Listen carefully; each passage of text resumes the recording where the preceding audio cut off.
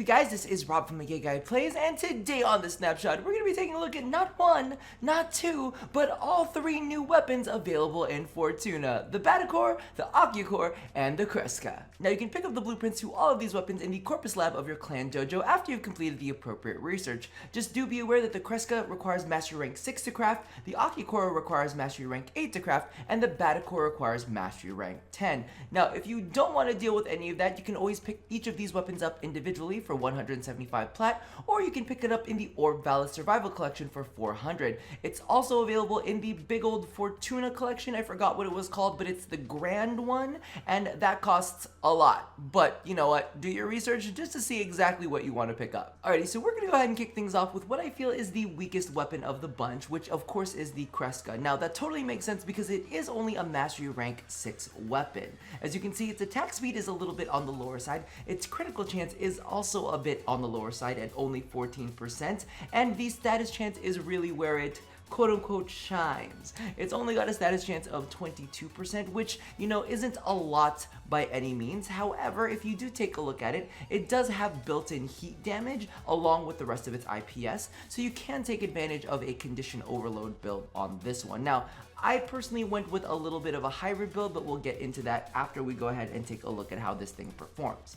So, we again have pulled out our level 160 Billy, and let's go ahead and take a look at this baby. But first off, I need to get this guy's ground slam done, and then you can take a look at my ground slam. Isn't it gorgeous? I'm going to tell you right now, I feel like DE, especially with Melee 3.0 coming out, has really focused on ground slams. Now, as you can see there, that made fairly quick work of Mr. Billy. However, I don't necessarily feel like it's the strongest weapon that I've seen out there. It kind of ranges anything from like 15 hits to about 26 hits, depending on if you get lucky, if your knockdowns land and you're able to get some good ground attacks on. And that's the great thing about Cyclone Kraken, you guys. If you guys have not tried Cyclone Kraken out on machetes, because machetes really did suck before Cyclone Kraken. It was just a bunch of like chopping movements, which wasn't the, which didn't make for the greatest combat out there. But as you can see here, Cyclone Kraken does have a lot of knockdowns. Its basic combo has a forced fire proc on there. And you know, when everything is paired right, it works really well together. So let's go ahead and take a look at the build real quick. Now, I did opt to go for a hybrid build. As you can see right here, we've got Vicious Frost and Virulent Scourge coming up with the Viral. I actually went ahead and tested this out with Corrosive, and for some reason, Corrosive just wasn't jiving. It might be because of the fact that Slash is the most prominent of all of the IPS, but I don't necessarily feel like it's the most prominent by far. It's just kind of like, it's kind of better than the rest of them. So we've got Heat and we've got Slash being the main ones there. Then of course we've got the Viral going on. It's a pretty standard build, Condition Overload, Blood Rush, Organ Shatter, all of that jazz. I feel like it works a lot better than a full dedicated status build. I tried the dedicated status build and our melee was going from anywhere from about 24 into like the 36 range. So I'm just kind of taking a look at how many hits to kills it takes, and I felt like the hybrid build was a little bit better than that. Again, ran Corrosive on it, and for some reason Corrosive just was not jiving with it. Don't ask me why it didn't work, but it just wasn't doing as well as it was doing here. So let's go ahead and move on to the next weapon, the Ocucor. This one is so freaking cool. So just taking a look at the stats real quick, its critical chance is only 16%, but you know, the mods on secondaries can be a little juicy. Its status chance is 24%, and it's got a really interesting base combo of puncture and radiation. Now, this weapon on its own doesn't sound all that fantastic, but as you can read with the description, a weapon that reaches for its next victim even as it kills. With each takedown, this pistol spawns an energy tendril that reaches for a nearby target. And the best way for me to show this off, we're going to do a couple different visuals on this one so that you guys can see how this plays. So we're going to do 1, 2, 3, 4, 5, 6, 7, 8. So we're going to do 8 of them. We're going to set it only to level, we're only going to set it to level let's do 25. just so that you can see visually how this weapon works. And then we'll go ahead and take it up against something a little bit more difficult. Now, as you can see, as soon as it kills an enemy, it spawns a new tendril. It just can spawn multiple tendrils. In fact, what I'm going to do is I'm going to go ahead and change the color on this so that you can see it a little bit better. Because I really want it to be super duper apparent at exactly the way this weapon can get a bit crazy. Now, of course, I'm not running around fighting level 25s, but just take a look at all of the tendrils it can spawn. Now, it can spawn a bunch of tendrils. The one thing that I do want you guys to keep in mind when it comes to those tendrils is as soon as you reload the weapon, it's done. All those tendrils go away, you starting from scratch again, and that's exactly why I went ahead and pulled out level 25s, just for the visual of it, so that you can see what they're talking about having multiple tendrils. It's kind of crazy. I do not know if there is a cap, but realistically, you're probably only gonna get 1 or 2 tendrils out of this. Like, I'm showing it on level 25s, but really when you get into fights, the clip is how do I say this? The clip is large enough to spawn a couple of them, but not necessarily large enough to spawn like insane amounts. One of the things that I do kind of want to try out real quick here for you guys is I want to see what happens if you're not holding it down, if they just go away or whatnot. So I'm going to go ahead and I'm just going to go shoot one. No, it looks like it still holds on to a couple of them even. Yep, even if you don't hold it down continuously. So it's just restricted to the magazine itself. So one more time, let's show that off, and I'm gonna reload in the middle of it so you see what I'm saying. So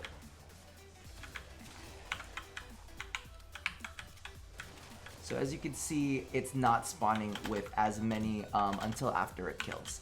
All right, now let's go ahead and get down to business and defeat the Hun, the singular Hun, because I want to show this.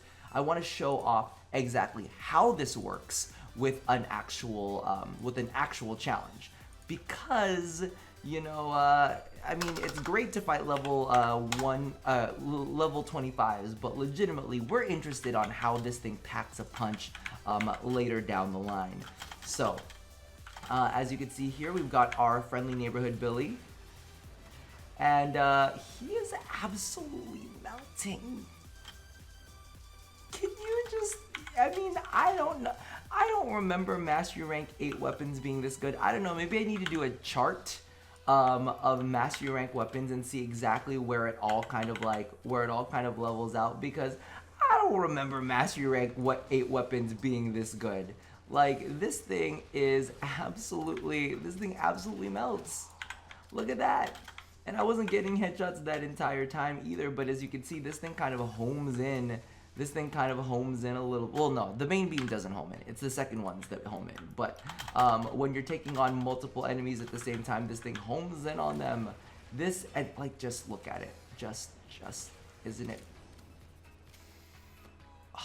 So if you weren't jizzing at the Nagantaka, I hope you're. I hope you've managed to clean up after that. Let's take a look at the build real quick that we've got on this one.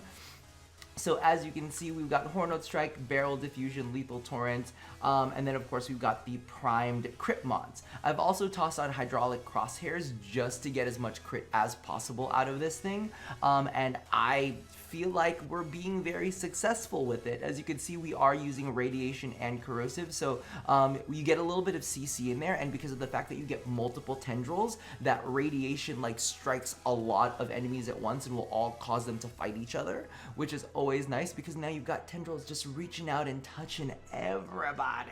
So this is the build that I was the happiest with, and I enjoyed it quite a lot. Now I need to make it match again because it's gonna bother me. Now moving on to the last one of the bunch. Oh, can I just tell you?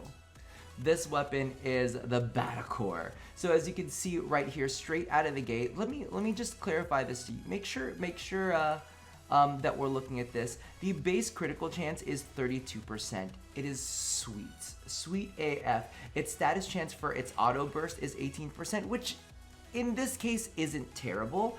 But its charge blast does drop it down to just 8%. So 18 at its auto burst, and then 8% on the regular status charge. So definitely keep that in mind. But I'm gonna tell you right now, this thing gets absolutely nuts. And ignore the fact. Okay, where is it? Oh, it actually doesn't say down there. The charge is something to behold. So as you can see, this thing does do magnetic damage, and it's puncture based as well. So puncture and magnetic are going to be its base types. So anything beyond that, you want to go ahead and add in yourself. But of course, we're not going to be using this as a puncture based weapon, not with the amount of crit that we can get onto this. As you can see, this thing just lays into the enemies, because once you get it all modded and beautiful and wonderful, you do get its crit chance up to 80%. That is right, it is a burst fire rifle that you can get to 80% crit. Now, one of the things I want you to pay attention to is, you can see right here, the reticule has 3 little bars next to it. We killed the last bombard, and as we kill this one of the things that you'll notice, actually, this is a fully auto burst. I didn't realize that till now. I've been holding it down, and I've just been firing it as a normal burst. This is actually fully auto. But as you can see on the reticule, now we've got 2 bars on there that are colored up, and then once we kill this last bombard, we can go ahead and get our last charge. Now the thing is, these charges are completely expendable. You can go ahead and expend them 100% yourself on each individual one, but I like to kind of like hold off until we've got all 3 lined up. So let me go ahead and grab some targets where you can see this working, because I'll be honest with you, against a 160 bombard, it's really just not going to be all that great unless you've got, what is it called? Unless you've got your slash procs off on it when you do what is it called? When you do a hunter's munitions. But I'm not gonna count my luck on that. I'm not gonna count my luck on that. Let's do 8s just to go ahead and show off exactly where we stand on this. I'm curious. Let's see how this works on level 100 butchers. All right.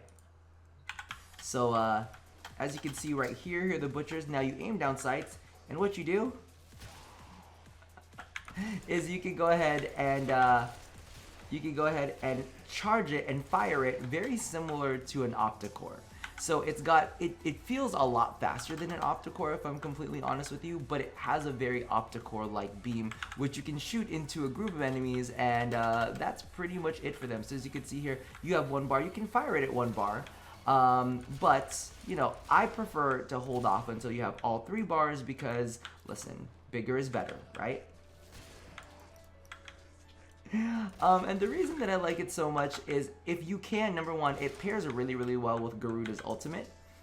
And also, if you do get a lucky crit out on it, on like a heavy target, it can be quite nice. So let me go ahead and give this a shot real quick.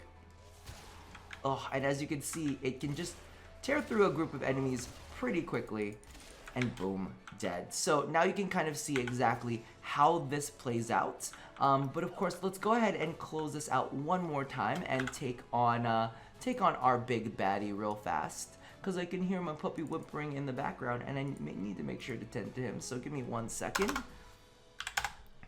And we're gonna say goodbye to this corrupted bombard one last time, because it's kind of like, the way that I look at it is, you can clear out groups of enemies. You can clear out groups of enemies with the kind of like the charge burst that you have, the kind of secondary fire. However, if you have a big target that you need to take down, you can definitely take it down using the main shot. So let's go ahead and jump into the build real quick. So as you can see, it's pretty standard. It's a pretty standard crit build using Point Strike and Vital Sense. As you can see right here, I am using Hunter's Munitions, of course, because with an 80% critical chance, of course I'm going to take advantage of it. We've got Vigilante Armaments there, and a little bit of Corrosive to go ahead and strip armor. So we've got armor stripping, we've got slash procs, we've got some magnetic, just in case you want to take on some Corpus with this. I mean, this will absolutely murder Corpus. Bye bye Corpus. I feel sorry for you. But that does about do it for this build. I've had a lot of enjoyment from it, and the thing that I love about this weapon too is it's got a decent disposition, and it's got room for you to play around with that ribbon disposition. So very, very juicy. Regardless, that does do it for the Corpus weapon set. I hope that you guys have jizzed as much as I have jizzed over these weapons, including the rest of the weapons that have been released in Fortuna, namely the Nagantaka. If you guys haven't checked that video out, I'll make sure to leave it in the end card somewhere. Regardless, that does about do it for me for now. So as always, leave all of your feelings down in the comments below. Let me know which one is your favorite. Battacor, Ocucor, Kreska? I'm looking at you funny if your favorite was the Kreska of this bunch. Regardless, toss that down there. And as always, love somebody, hurt nobody, and touch your body. I'll see you guys next time. Bye-bye.